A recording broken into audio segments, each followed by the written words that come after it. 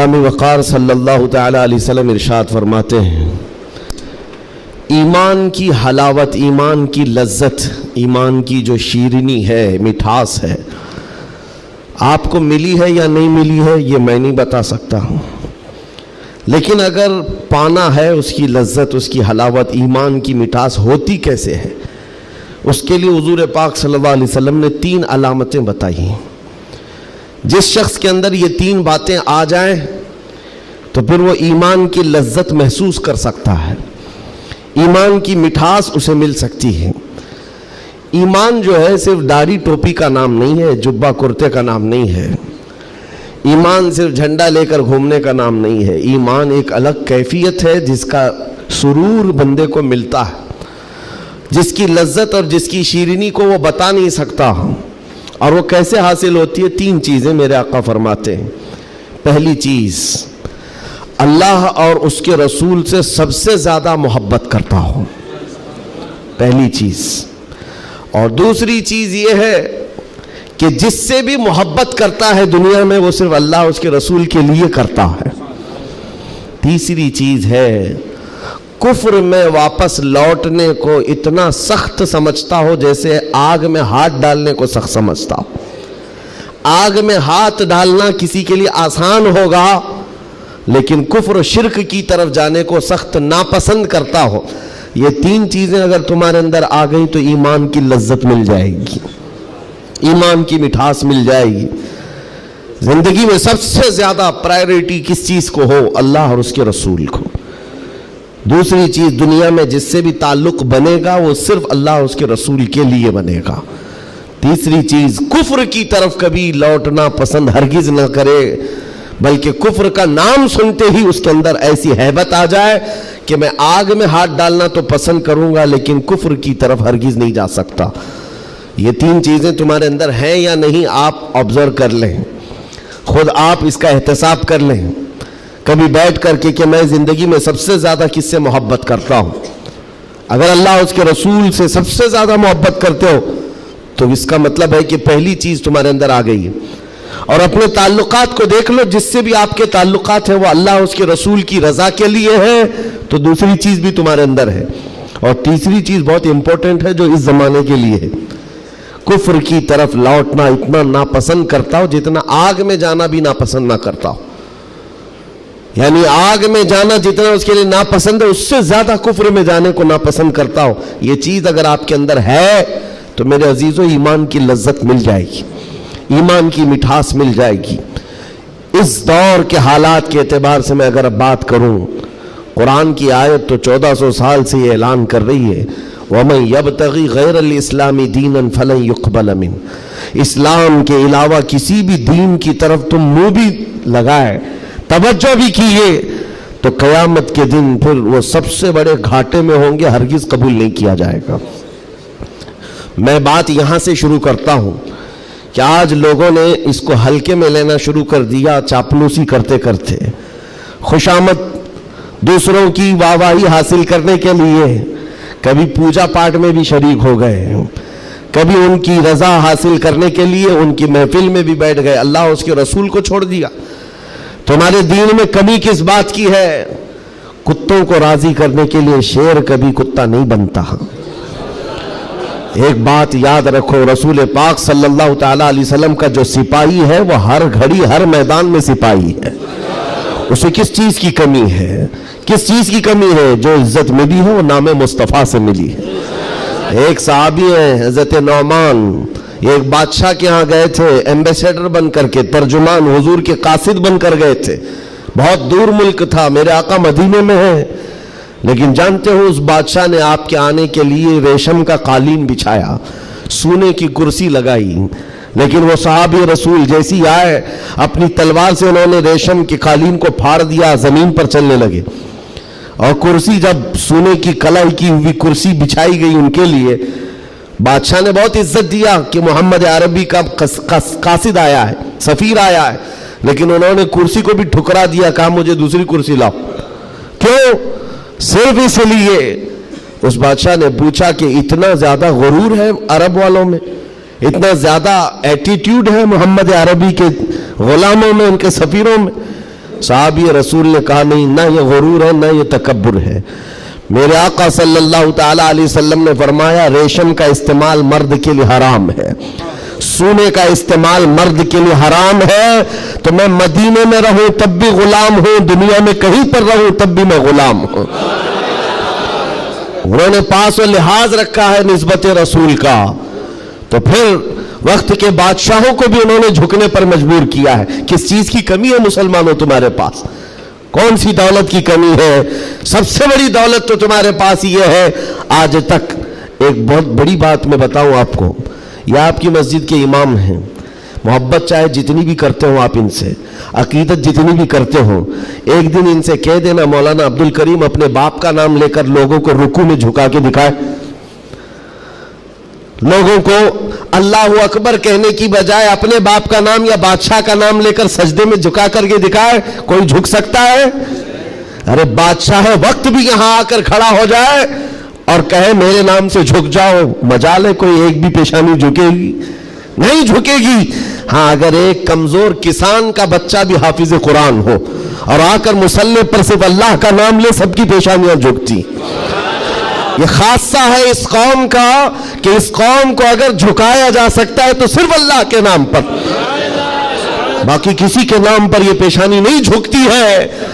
اور آپ کو پتا ہے آج کے دور کا یہ بھارت تو چھوٹا ہے، اکھنڈ بھارت جس پر اکبر بادشاہ راج کرتا تھا، جس میں افغانستان تک کی سیمائیں آتی تھی، اس دور میں ڈکٹیٹر رول ہے، کوئی الیکشن والا بادشاہ نہیں ہے۔ 40 سال تک بیٹھا ہوا بادشاہ جب نیا دین لے کر کے آیا، اور اس کا نام بھی اکبر تھا، نمازیں بھی اس نے اس طرح بنائی کہ بادشاہ کے نام پر رکوع ہوگا، سجدہ ہوگا۔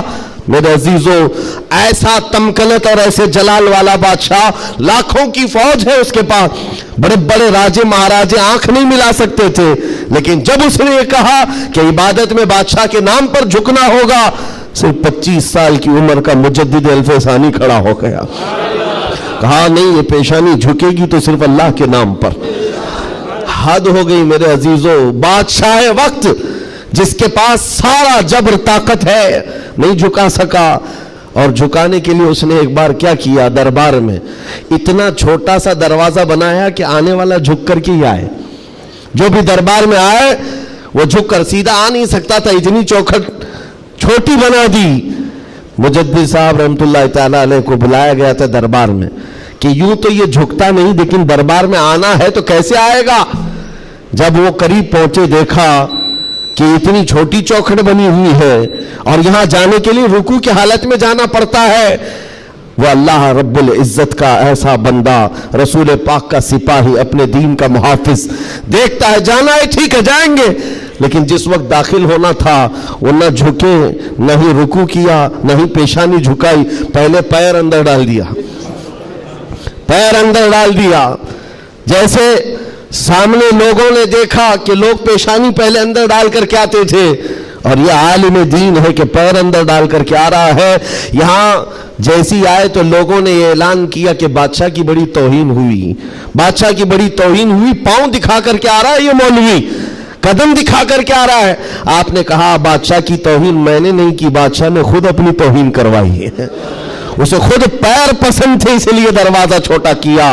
عزیزان گرامی وقار، تمہارے پاس کس چیز کی کمی ہے؟ اللہ تعالیٰ نے یہ خصوصیت عطا کی ہے، یہ پیشانی کبھی کسی غیر کے سامنے نہیں جھکتی ہے، نہیں جھکتی ہے۔ کروڑوں کے سامنے تھوڑی طاقت و قوت کی پوجا کرنے والی یہ قوم نہیں ہے۔ آج ان کے پاس طاقت آئی تو ان کی پوجا کریں گے، ان کے پاس آئی تو ان کی پوجا کریں گے۔ قوم مسلم صرف اور صرف اللہ وحدہ لا شریک کی عبادت کرتی ہے۔ ہم رسول پاک سے بے پناہ محبت کرتے ہیں لیکن عبادت نہیں کرتے رسول کی بھی، حضور پاک صلی اللہ علیہ وسلم کے دربار میں بھی عبادت نہیں کرتے، تعظیم ہے، عبادت صرف اللہ کی کرتے ہیں۔ یہ خاصہ کم ہے، اسی بات سے تو پوری دنیا کو کڑن ہے اور جلن ہے کہ یہ دنیا میں ایک واحد قوم ایسی ہے۔ مجھے بتاؤ، ان سب کو جھکنے کے لیے مورتیاں دیکھنا پڑتا ہے، ہاں عبادت کرنے کے لیے اپنے اپنے خداؤں کی صورت اور مورت بنائی ہوئی ہے۔ پوری دنیا میں کروڑوں مسجدیں ہوں گی، کسی بھی مسجد میں خدا کی کوئی تصویر ہے؟ کہیں کوئی تصویر بنائی گئی ہے اللہ کی کہ اسے دیکھنا ہوگا پھر جھکنا ہوگا؟ عیسائی ہوں کہ یہودی ہوں کہ ہندو ہوں کہ کوئی بھی قوم ہو، سبوں نے کچھ نہ کچھ مورت بنائی ہے، صرف یہ تنہا قوم ہے جو بنا دیکھے اللہ کی بارگاہ میں سجدہ کرتی۔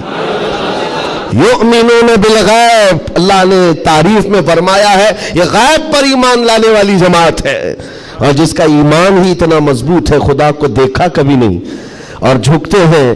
آج تک امام صاحب کے پیجامے کو لے کر سوالات ہوتے رہے، امام صاحب کے آنے جانے کو لے کر سوالات ہوتے رہے، کوئی ایک بندہ بھی مجھے بتاؤ آ کر امام صاحب سے کہتا ہے ہر دن آپ جھکاتے ہیں کبھی اللہ کو دکھاتے کیوں نہیں؟ کوئی نہیں پوچھتا، ہر ایک کو پتا ہے ہمارا ایمان ہی ہے غیب پر ایمان لانے والی قوم۔ عزیزان گرامی وقار، اب میں آگے بات کرتا ہوں، جب اتنی خصوصیات تمہارے پاس ہے تو پھر اگر چہرہ کسی اور کی طرف جائے تو میں سمجھتا ہوں وہ دنیا کا بدترین آدمی ہے، بد نصیب آدمی ہے، جس کو اللہ نے سب سے بڑی نعمت دی تھی اور وہ ٹھکرا کر کے دوسروں کی جھولی میں چلا گیا۔ اسی لیے قرآن کہتا ہے وَمَنْ يَبْتَغِ غَيْرَ الْإِسْلَامِ دِينًا فَلَنْ يُقْبَلَ مِنْهُ، جو اسلام کے علاوہ کسی دوسرے دین کی طرف پھر گیا قیامت کے دن ہرگز اسے قبول نہیں کیا جائے گا۔ وَهُوَ فِي الْآخِرَةِ مِنَ الْخَاسِرِينَ، وہ آخرت میں بہت بڑے گھاٹے میں ہوگا۔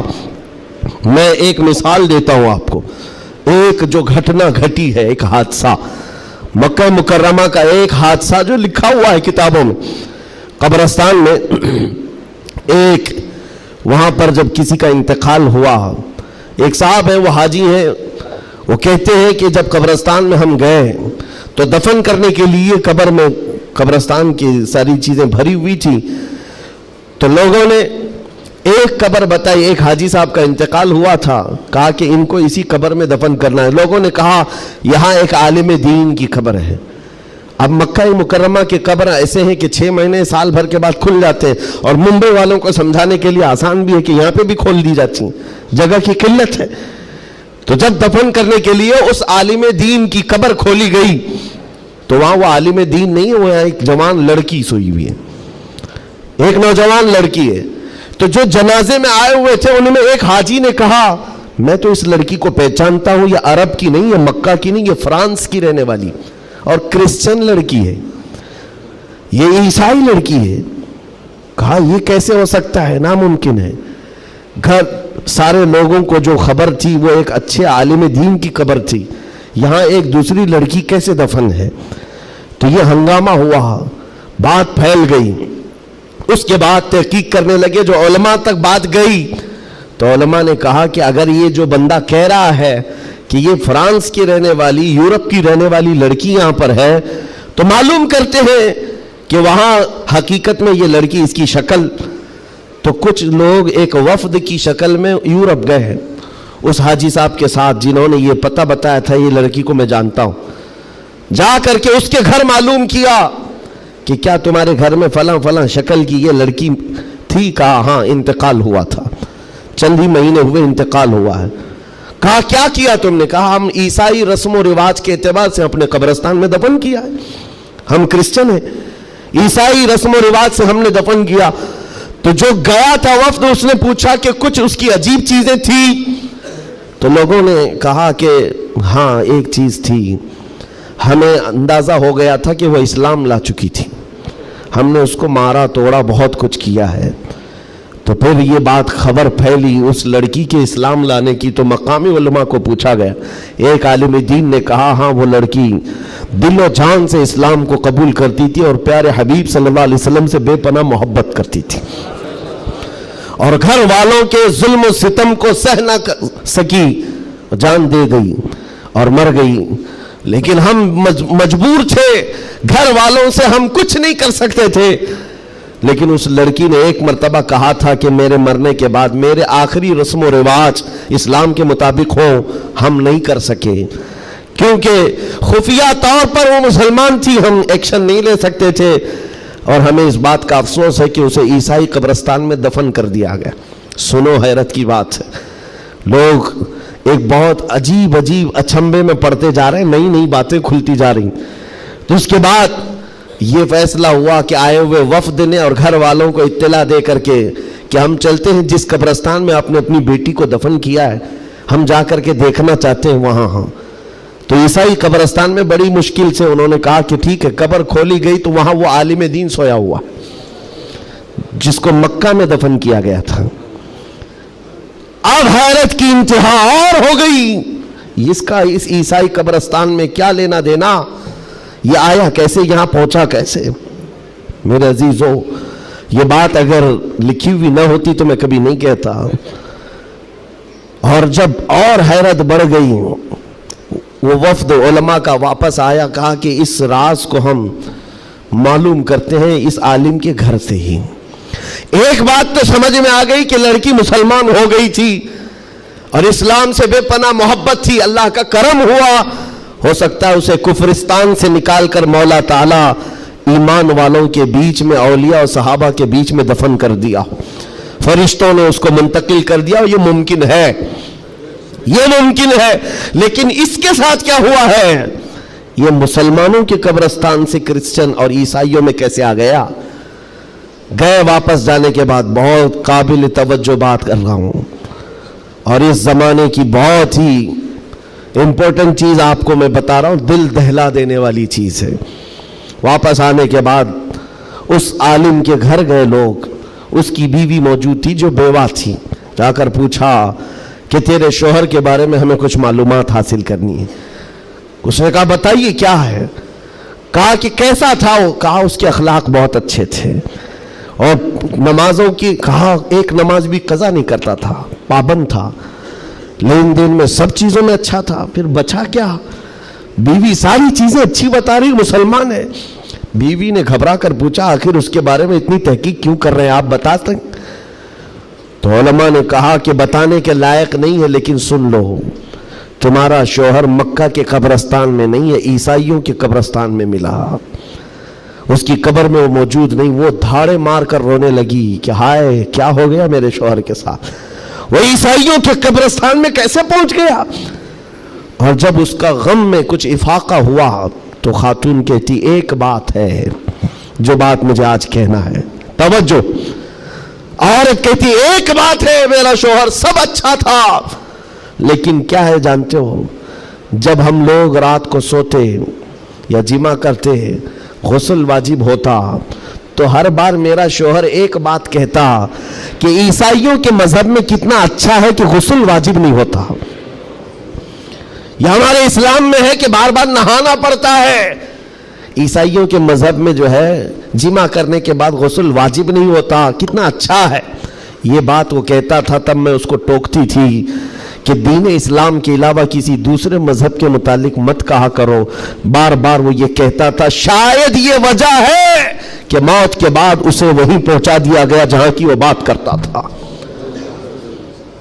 وَمَن يَبْتَغِ غَيْرَ الْإِسْلَامِ دِينًا فَلَن يُقْبَلَ مِنْهُ، قرآن کہتا ہے جو اسلام کے علاوہ دوسرے دین کی طرف منہ پھیرا ہرگز نہیں قبول کیا جائے گا۔ اور میرے آقا فرماتے ہیں من تشبہ بقوم فہو منہم، جس نے کسی دوسری قوم کی مشابہت اختیار کی، قیامت کے دن اسی قوم کے ساتھ اسے اٹھایا جائے گا، اسی قوم کے ساتھ اٹھایا جائے گا۔ مسلمانوں، آج ایمان مضبوط کرنے کا وقت آ گیا آپ کے۔ ہواؤں کو دیکھ کر، طوفانوں کو دیکھ کر آپ اپنے دین میں ذرا بھی لچک نہ لانا۔ کلمہ طیبہ پر اگر حملے ہونے لگے تو کیا تم اپنا کلمہ بدل لو گے؟ اذان سے اگر کسی کو نفرت ہونے لگی تو کیا اذان کی کلمے بدل لو گے؟ یہ دنیا اگر تم بدلنے لگ گئے تو اتنا بدلے گی کہ انسان کی بجائے کتا بنا کر رکھ دے، تب بھی وہ راضی نہیں ہوں گے، تب بھی وہ راضی نہیں ہوں گے۔ ہم نے دیکھا ہے ان لوگوں کو جو آج بھی دھوتیاں اٹھا کر کے چلتے ہیں، جوتیاں اٹھا کر کے چلتے ہیں، ان کی حیثیت کیا ہے آج؟ کفار و مشرکین کے قدموں میں بیٹھ کر کے وہ سوچتے تھے کہ سکتہ مل جائے، تختہ مل جائے، ملا کچھ نہیں، استعمال ہوتے رہے، ذلیل اتنے ہوئے کہ نہ اپنی قوم کے رہے نہ اس قوم کے رہے۔ کاش ایک بار میرے مصطفیٰ کا وفادار بن کر دیکھتا، ایک بار بن کر کے دیکھتا، پھر عزتیں کیا ہیں، اللہ اکبر، جب تک بکے نہ تھے تو کوئی پوچھتا نہ تھا، یا رسول اللہ تم نے خرید کر ہمیں انمول کر دیا ہے۔ हुजूर के कदमों में जो इज्जत है वो कहीं नहीं मिल सकती। तख्त के लिए, सत्ते के लिए जो लोग अपना मिशन भूल गए, अपना दीन भूल गए, अपना ज़मीर बेच लिए, मेरे अजीजों बहुत बड़े घाटे में हैं, बहुत बड़े घाटे में हैं। जिंदगी में एक बात याद रखो, इसीलिए मैंने उसी हदीस से ये बात शुरू की। अल्लाह के नबी फरमाते हैं, कुफ्र की तरफ पलटने को इतना नापसंद करता हो जितना आग में हाथ डालने को नापसंद करता हो। आग में हाथ डालने को नापसंद करता हो, इतना सख्त और नापसंद करता हो, तब जाकर के उसको ईमान की लज्जत मिलेगी, ईमान की हलावत मिलेगी। आज अपने बच्चों को भी ये नसीहत करो, कुफ्र की आंधियां चली हुई हैं। तुम्हारे बच्चों को स्कूलों में कब काफिर बना दिया जाता है पता ही नहीं चलता। कब तुम्हें कौन से भजन सिखाए जाएं, कौन से गीत सुनाए जाएं, जिसकी वजह से बंदा काफिर बन जाता है, इस्लाम से उसका ताल्लुक ही खत्म हो जाता है। अपने बच्चों को इस बात की तो तलकीन करके जाओ, बेटा हर चीज कुर्बान की जा सकती है लेकिन ईमान का सौदा नहीं होता, ईमान का सौदा नहीं होता। ईमान ये अल्लाह ताला की तरफ से दी हुई ऐसी बड़ी नेमत है, करोड़ों हैं दुनिया में, मगर मौला ने तुम्हें चुना है दीन इस्लाम के लिए, और उसमें भी मुसलमानों में भी अल्लाह का कितना बड़ा एहसान है। हजारों फिरके हैं लेकिन आशिकों में तुम्हें चुना गया है। हाँ, हुजूर की मोहब्बत करने वाले सिपाहियों में तुम्हारा नाम आता है। अपने तो अपने गैर भी आज कहते हैं कि सबसे ज्यादा अपने नबी को पुकारने वाली कोई कौम है तो अहले सुन्नत व जमात है। क्यों नहीं है? कहां से ये नारे लगते हैं लब्बैक या रसूल अल्लाह? वो गूफे से नहीं निकलते और वो चंदाखोर मौलवियों से नहीं निकलते जो अंग्रेजों के पाले हुए हैं। ये नारे लगते हैं तो बरेली के ताजदार के कदमों से है। जो वाबस्ता है आशिकों की जमात है वहीं से। दुनिया को ये अच्छी तरह से मालूम है, अपने नबी से सबसे ज्यादा वाबस्ता कोई कौम है इस रुए जमीन पर तो अहले सुन्नत व जमात है, अहले सुन्नत व जमात है। इस चीज का सौदा कभी होने मत देना है मेरे अजीजों, इस चीज का सौदा होने मत देना। लोग ये कहते हैं सेकुलर बन करके जीना चाहिए, ये भी अच्छा वो भी अच्छा। मैं कहता हूं वो तो मुनाफिक है। फिर सेकुलर का मतलब मुनाफिक है, दिल में कुछ और रखता है, सामने कुछ और दिखाता है। इस्लाम में ये सेकुलरिज्म नहीं है। इस्लाम ये कहता है ला आबुदु मा ताबुदुन, मैं उसकी इबादत नहीं करता जिसकी तुम करते हो। जानते हो मेरे आका सल्लल्लाहु ताला अलैहि वसल्लम ने दो टोक जुमलों में कहा था। ऐसा नहीं है कि मसलहत मेरे आका से ज्यादा कौन जानता है। आज लोग ये कहते हैं कि सब हालात बनाए रखने के लिए हमें करना पड़ता है, हालात बनाए रखने के लिए तुम्हें करना पड़ता है। ये कैसी बात हुई? ये वो लोग हैं जो हालात बनाए रखने के लिए अपनी माँ और बहनों की इज्जत भी दांव पर लगा देंगे। जब दरिंदा कोई डाकू उसको खुश करना हो तो क्या तुम अपनी औरतों का सौदा कर सकते हो? गैरत मर गई होगी ऐसे बंदे की। हुजूर पाक के पास मुशरिकीन आए, ये आपको मैं बता देता हूं। कुल या अय्युहल काफिरून ला अअबुदु मा तअबुदून, ये सूरह पढ़ते हैं कि नहीं पढ़ते नमाज में? कब नाजिल हुई थी आपको बता दूं, ये सूरह कब नाजिल हुई? हुजूर पाक सल्लल्लाहु अलैहि वसल्लम के पास मुशरिकीन मक्का आए और कहा, ए मोहम्मद सल्लल्लाहु अलैहि वसल्लम, एक काम करें, आप हमारे खुदाओं को बुरा भला मत कहिए, हम आपके दीन में आ जाएंगे, इस्लाम पर हम भी थोड़ा थोड़ा अमल करेंगे, लेकिन जिनकी हम पूजा करते हैं ना, इबादत करते हैं, उनको कुछ मत कहिए। हुजूर पाक ने फरमाया, जो शिर्क है मैं उसको शिर्क कहूंगा। अल्लाह के सिवा कोई दूसरे की इबादत है ही नहीं, और इस बात का मैं ऐलान करूंगा, हुजूर आए ही है शिर्क को खत्म करने। हुजूर ने फरमाया ये नहीं हो सकता। तो फिर ऑप्शन दूसरा मुशरिकीन की तरफ से कहा, एक काम करते हैं, एक साल आप हमारे खुदाओं की इबादत करें, एक साल हम आपके खुदा की इबादत करेंगे। हाँ, आधा आधा करेंगे। आज बहुत सारे लोग अगर ये करने की कोशिश कर रहे हो तो सुन ले, आधा आधा करेंगे, हम भी आपके यहाँ जाएंगे, आप भी हमारे यहाँ आएंगे। हुजूर पाक सल्लल्लाहु ताला अलैहि वसल्लम ने फरमाया, हरगिज नहीं हो सकता। तुम चांद और सूरज मेरे हाथ में लाकर रख दो, मैं उसकी इबादत नहीं करता जिसकी तुम करते हो। मैं पालनहारे हकीकी की इबादत करता हूं। आखिरी ऑप्शन जानते हो क्या किया था, क्या दिया था उन्होंने? मुशरिकीन ने कहा, चलो मोहम्मद सल्लल्लाहु अलैहि वसल्लम, आप ये भी नहीं मानते वो भी नहीं मानते, तो कम से कम इतना करो कि सिर्फ और सिर्फ हमारे खुदाओं पर एक बार हाथ रख दो, बस छू करके चले जाओ। नबी पाक सल्लल्लाहु अलैहि वसल्लम से सिर्फ इतना तकाजा था उनका कि आप हाथ लगाकर चले जाएं। یہاں تو سر جھکانے والے بھی موجود ہیں، ہاتھ لگا کر چلے جائیں۔ نبی پاک صلی اللہ علیہ وسلم جلال میں کہا ہاتھ لگانے کی بات، بلکہ میں تو نظر بھی اٹھا کر نہ دیکھوں، نظر بھی اٹھا کر نہ دیکھوں۔ تب اللہ تعالیٰ نے پوری سورہ نازل فرمائے، قل یا ایھا الکافرون لا اعبد ما تعبدون، اے محبوب آپ فرما دیں اے کافروں میں اس کی عبادت نہیں کرتا جس کی تم عبادت کرتے ہو۔ یہ دو ٹوک جملوں میں کہا گیا ہے، اور حالات ایسے بھی ہوئے میرے عزیزوں۔ چمتکار کو لوگ آج کہتے ہیں نا، جو بھی چمتکار ہوگا اس کی پوجا ہوتی ہے، عجیب و غریب چیز دکھے تو لوگ اس کو ایک افواہ کے شکل میں ایسا بناتے ہیں جیسے اس کا عقیدہ بن جائے۔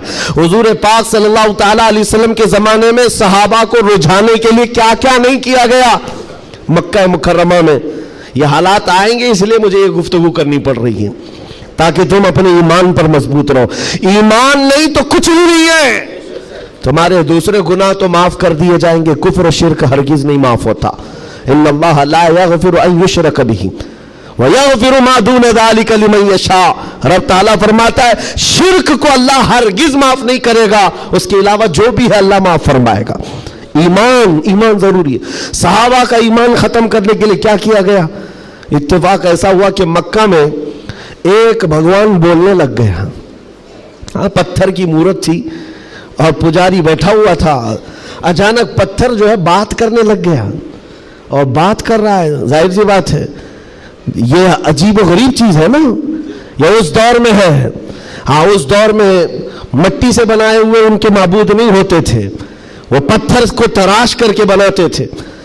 اور میں کہہ رہا ہوں حقیقت میں بول رہا تھا، ایسے نہیں ہے کہ ادھر سے دودھ پلا رہے ادھر سے پانی نکل رہا ہو، وہ والا سسٹم نہیں ہے، بلکہ حقیقت میں پتھر بات کر رہا تھا تب۔ اور بات کر بھی کیا رہا ہے؟ حضور پاک صلی اللہ تعالیٰ علیہ وسلم کو جھوٹا کہہ رہا ہے، نعوذ باللہ، معاذ اللہ رب العالمین۔ حضور کی شان میں گستاخی کر رہا پتھر۔ اب تو وارے نہیں آ رہے ان کی خوشیوں سے اچھل کود پر کہ دیکھو اب ہمارا خدا بولنے لگ گیا، سب سے بڑی دلیل ہے۔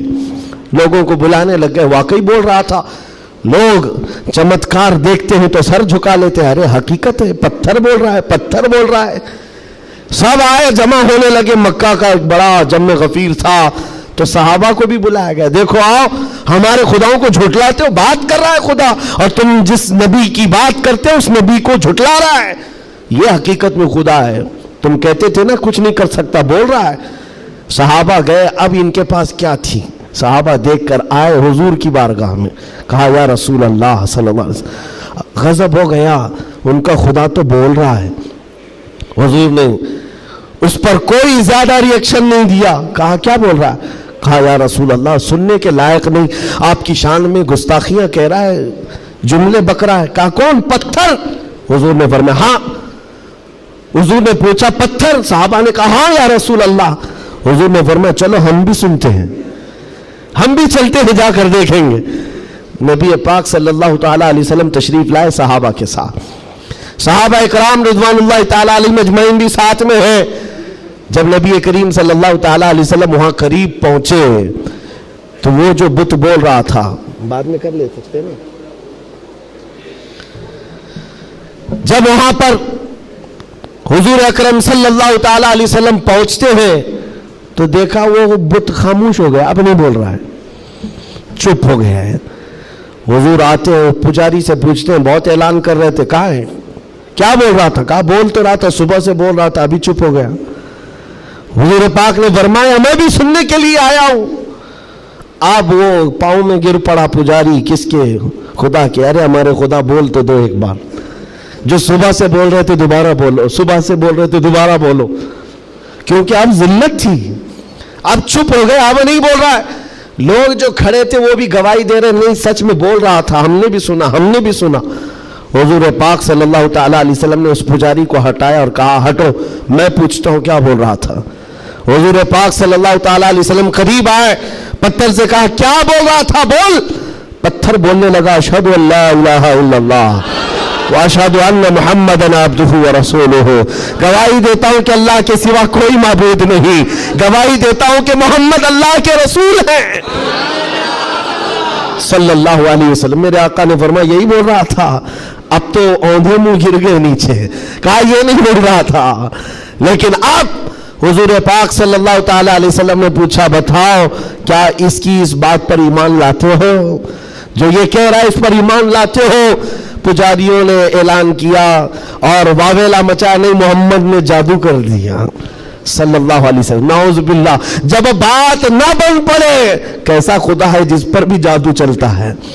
خدا کے اوپر بھی جادو چل گیا ہے تو پھر باقی بچا کیا ہے؟ حضور پاک صلی اللہ تعالیٰ علیہ وسلم واپس تشریف لائے. ایسا ہو سکتا ہے؟ اب آپ کو میں بتاتا ہوں حقیقت کیا ہے. اگر تمہاری زندگی میں کبھی کوئی بولنے لگ جائے تو ایمان سے ہاتھ مت دھونا.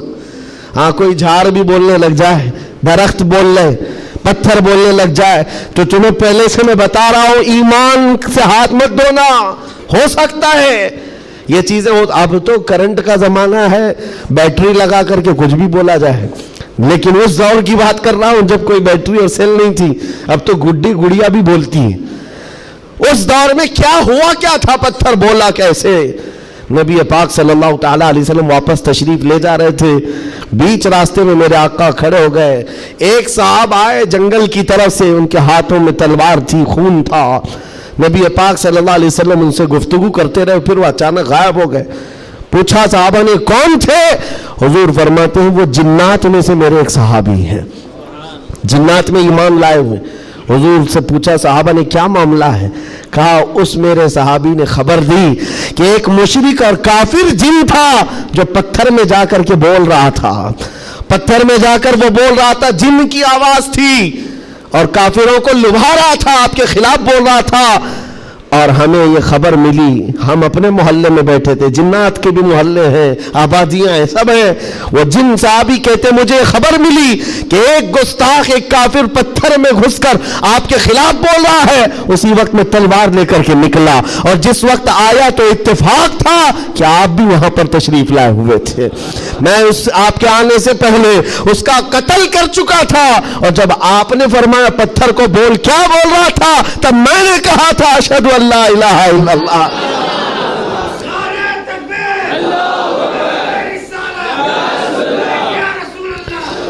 میرے عزیزو ایک بات یاد رکھو، صحابہ اکرام کے سامنے یہ بھی آزمائش آئی، لیکن وہ ٹس سے مس نہیں ہوئے، ٹس سے مس نہیں ہوئے. وہ اپنے ایمان پر جمے رہے، استقامت کا وہ پہاڑ بن کر کے قائم رہے.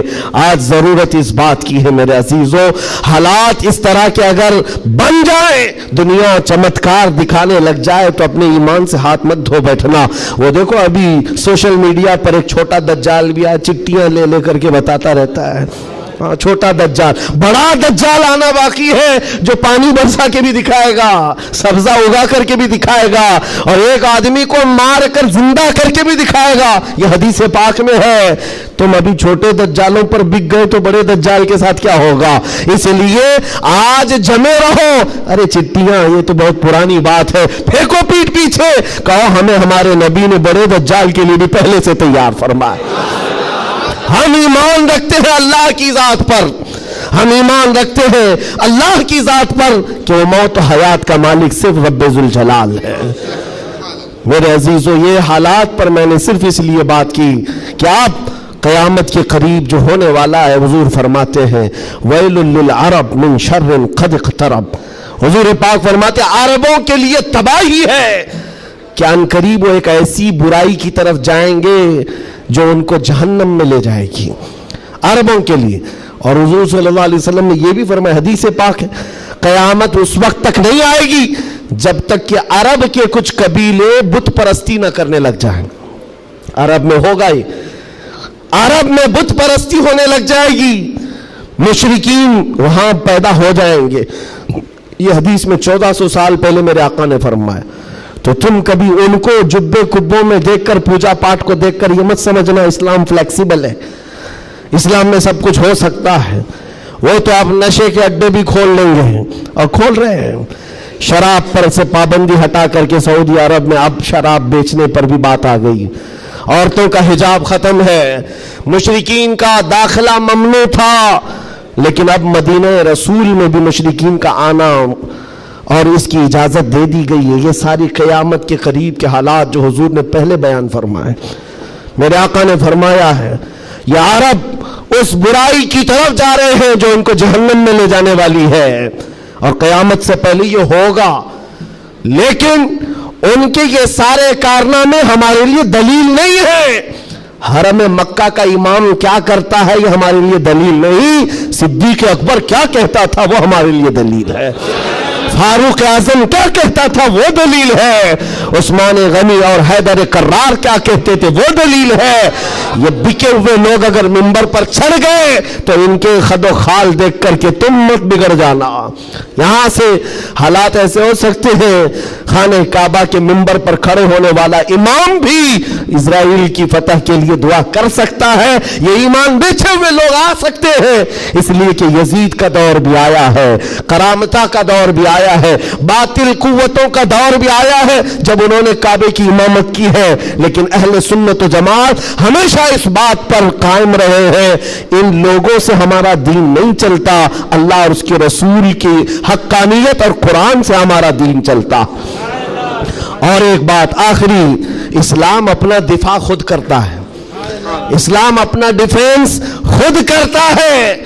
कुफार और मुशरिकीन को अगर ये लगता है कि मुसलमान सोए हुए इस्लाम का कुछ भी कर लेंगे, ये नामुमकिन है, पॉसिबल नहीं। हम जैसे करोड़ों भी सो गए तब भी इस्लाम कायम रहेगा। इस्लाम अपना डिफेंस खुद करता है। क्यों? इसलिए कि ये इंसानों का बनाया हुआ दीन नहीं है, खल्लाक़े कायनात का दीन है। और कुरान में रब ताला ने फरमाया, युरीदूना लियुत्फिऊ नूरल्लाहि बिअफ़वाहिहिम, लोग अपने मुंह के फूकों से इस्लाम का चिराग बुझाना चाहते हैं और अल्लाह अपना चिराग मुकम्मल करके रहेगा। वलौ करिहल काफिरून, अगरचे काफिर नापसंद करे। और एक बात सुन करके जाए, मेरे रब का वादा है कुरान पाक में, ये दीन इस्लाम पूरी दुनिया पर गालिब आकर रहेगा, आकर रहेगा। ये बात मैंने कई जगह स्टेजों पर की तो कुछ लोगों ने कहा भी था जो नॉन मुस्लिम है, उन्होंने कहा था कि ये मौलाना ऐसे बैठ के चिल्ला रहा है, हालात देखता नहीं है, फिलिस्तीन में इनके टुकड़े हो रहे हैं, शाम को तबाह करके रख दिया गया है, इराक में इनके जनाजे निकलते हैं, अफगानिस्तान को तोड़ कर रख दिया गया है, और ये मौलाना चिल्ला कर कहता है इस्लाम पूरी दुनिया में गालिब आकर रहेगा। ये अपना मोहल्ला नहीं बचा पाते, पूरी दुनिया की बात करते हैं। जालिमों, तुम्हें खबर क्या है, इस्लाम जिंदा होता है हर करबला के बाद। तारीख ये बताती है अगर इस्लाम को खत्म होना होता रसूलुल्लाह के नवासी की शहादत के बाद खत्म हो जाता, अली असगर अली अकबर की शहादत पर खत्म होता।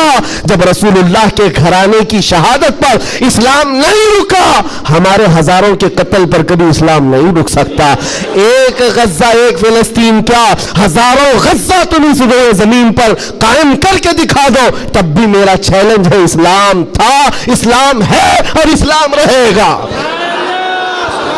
इस्लाम था, इस्लाम है, इस्लाम रहेगा। नबी पाक सल्लल्लाहु ताला अलैहि वसल्लम का लाया हुआ ये वो हसीन शजर है जिसकी जड़ें तहत सरा में है और जिसकी शाखें औजे सुरैया पर है। इसके पत्ते को हिलाना भी मुश्किल है। लोग आज ये समझ करके बैठे मुसलमानों को मारना इसका मतलब इस्लाम खत्म होना, ऐसा नहीं है। मुसलमानों का कत्ल इस्लाम का कत्ल नहीं है। मुसलमान इसकी हिफाजत के लिए नहीं है मेरे अजीजों, अल्लाह इसकी हिफाजत फरमा रहा है, अल्लाह इसकी हिफाजत फरमा रहा है। और आप सबकी जिम्मेदारी ये है, आप सबकी जिम्मेदारी है। एक सवाल का जवाब और भी, किसी के ज़हन में ये चीज आता है, ये सवाल आता है तो उसके इत्मीनान के लिए कह रहा हूं। बार बार ये कहते हैं अच्छा आपका दीन हक पर है, आपका खुदा हक है, आपका रसूल हक है, तो इतने मारे क्यों जाते हैं तुम लोग? ये सवाल करते हैं कुछ गीदड़ भपकी लोग, ऐसे सवाल करते क्यों तुम लोग सब जगह मारे जाते हो?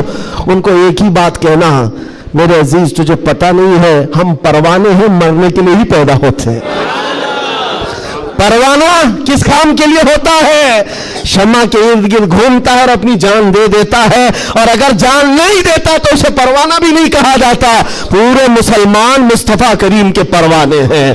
तू शम्मे रिसालत है, आलम तेरा परवाना, तू शम्मे रिसालत है या रसूल अल्लाह, आलम तेरा परवाना। इसीलिए हमने ये कहा हुजूर पाक शम्मा है और उनके परवाने हैं। अगर ये मरते हैं, कटते हैं तो इस ताज्जुब की बात नहीं है। परवाने का काम ही है अपनी जान देना, परवाने का काम ही जान देना। وقت ختم ہو گیا، یہ جمعہ کا وقت ہے، میں کس لے میں بہ گیا مجھے اندازہ بھی نہیں ہوا۔ دو صحابہ کی بات کہتا ہوں، عبداللہ بن جہش اور سعد بن ابی وقاص۔ بات کر سکتا ہوں؟ ہاں ماشاءاللہ، یہ آپ کا علاقہ ہے، یہاں پر آنے کے لیے بھی بڑی مشکلات ہوگی ان کے لیے، بہرحال میرے لیے نہیں مشکل ہے، جن کو روکنا ہے ان کو مشکل ہے۔ دو صحابہ ہیں، عبداللہ بن جہش اور سعد بن ابی وقاص، بڑے گہرے یار تھے ایک دوسرے کے ساتھ، بڑی ان کی جمتی تھی۔ احد کے میدان میں جب حضور جا رہے تھے، جنگ کے میدان میں، یہ دونوں صحابہ بیٹھ کر کے دعا کر رہے ہیں۔ بس میں اس پر ختم کر دوں گا میرے عزیز، دونوں ساتھی ہیں، دعا کر رہے ہیں، مصلی بچھائے۔ سعد بن ابی وقاص کہتے ہیں عبداللہ بیٹھ، میں دعا کرتا ہوں، تو آمین کہنا۔ عبداللہ بن جہش کہتے ہیں ٹھیک ہے، تیری دعا کے بعد میں دعا کروں گا، تم آمین کہنا۔ دوسرے دن جنگ ہے، سعد بن ابی وقاص دعا کرتے ہیں اللہ کل تیرے رسول کے دین کی حمایت کے لیے میں اتروں گا، تیرے نبی کے دین کی حمایت کے لیے ان کی صفوں میں جاؤں گا۔ مولا میری اتنی دعا ہے، میرا سامنا کسی ایسے بڑے پہلوان سے کر، میرا سامنا دشمنوں کے ایسے بڑے پہلوان سے کر جو سب سے بڑا پہلوان ہو۔ اور خواہش تو دیکھو دعا میں کیا کہہ رہے ہیں سعد بن ابی وقاص، اے اللہ میں چاہتا ہوں کبھی اس کو سامنے سے ماروں، کبھی دائیں سے ماروں، کبھی بائیں سے ماروں، کبھی پیچھے سے، اور اس کے بعد گرا دوں اور سینے پر چڑھ کر کہوں لبیک یا رسول اللہ، یعنی اسلام کا پرچم بلند کرو۔ یہ ان کی دعا تھی۔ عبداللہ بن جہش آمین کہہ رہے تھے۔ اس کے بعد عبداللہ بن جہش کہتے ہیں اب میں دعا کرتا ہوں، تو آمین کہہ۔ اللہ اکبر، ان کی دعا کیسی ہے، اللہ اللہ، حدیث میں پڑھتا ہوں میری آنکھیں بھیگ جاتی ہیں۔ عبداللہ بن جہش کہتے ہیں اے اللہ کل تیرا رسول میدان میں اتر رہا ہے، اور احد کے میدان میں جب میں تیرے دین کی حمایت کے لیے اتروں تو دشمنوں کی طرف میں بڑھ کر چلا جاؤں، تیری محبت میں، تیرے نبی کی محبت میں۔ کبھی کوئی دشمن مجھے سامنے سے مارے، کبھی دائیں سے مارے، کبھی بائیں سے مارے، کبھی پیچھے سے مارے، اور تیرے محبت میں مولا، تیرے رسول کی محبت میں ہر جگہ سے زخم کھاؤں اور پھر میں شہید ہو جاؤں اسلام زندہ باد کہتے ہوئے، اسلام کی بلندی کا نعرہ لگاتے ہوئے شہید ہو جاؤں۔ ایک مارنے کی دعا کر رہا ہے، ایک مرنے کی دعا کر رہا ہے۔ یہ رسول اللہ کے پروانے ہیں۔ دوسرے دن میدان جنگ میں جب یہ صحابہ آئے احد کے میدان میں، میرے عزیزو دعا قبول تھی، دعا قبول تھی۔ سعد بن ابی وقاص جیسی آئے، آپ کے مقابل میں مشرکین کا وہ پہلوان آیا جس کے بارے میں کہا جاتا تھا وہ 1000 لوگوں کی تنہا طاقت رکھتا تھا، وہ مقابل میں آیا۔ سعد بن ابی وقاص کہتے ہیں میں تو کامیاب ہو گیا، مولا نے میری دعا سن لی اور بڑا پہلوان میرے سامنے بھیجا۔ اور پھر تیر جب چلاتے تھے اور تلوار چلاتے تھے، ان کی دعا کے مطابق ہی اس بڑے پہلوان کو کبھی دائیں سے مارا، کبھی بائیں سے مارا، کبھی سامنے سے مارا۔ اور سعد بن ابی وقاص کی تلوار اور ان کی تیر کا اندازہ کر سکتے ہو، یہ تنہا صحابی ہے، جب تیر چلاتے تھے میرے آقا پیچھے سے کہتے تھے بِأَبِي أَنْتَ وَأُمِّي اِرْمِي يَا سعد، اے سعد تیر چلا میرے ماں باپ تجھ پر قربان ہو۔ ساری دنیا کہتی یا رسول اللہ میرے ماں باپ آپ پر قربان، لیکن اللہ کا رسول کہتا ہے اے سعد تیر چلا میرے ماں باپ تجھ پر قربان۔ اب پھر تیر کی طاقت کا اندازہ کیا ہوگا، ڈھیر ہو گیا دشمن، ڈھیر ہو گیا بڑا پہلوان، سینے پر چڑھ کر کہا